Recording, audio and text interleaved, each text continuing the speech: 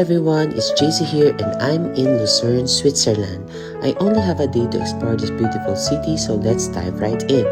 In Switzerland, don't miss the Swiss cheese and of course the Swiss chocolate, Toblerone. Admire the beautiful Swiss Alps, glaciers and river and green sceneries in Lucerne. Walk across the Chapel Bridge, a covered wooden bridge in the 14th century connecting the two areas of Lucerne. It's a sight to behold with beautiful painted panels and stunning views of the lake. Visit the Lion Monument, showing its grandeur and symbolism, a powerful reminder of the Swiss Guard sacrifice.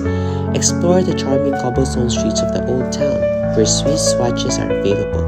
It is a maze of charming streets, perfect for getting lost in. And of course, no trip to Switzerland is complete without tasting the award-winning Swiss beer brewed in Lucerne since 1843. Lucerne is a truly magical city, full of history, culture, and natural beauty. I highly recommend adding it to your travel bucket list.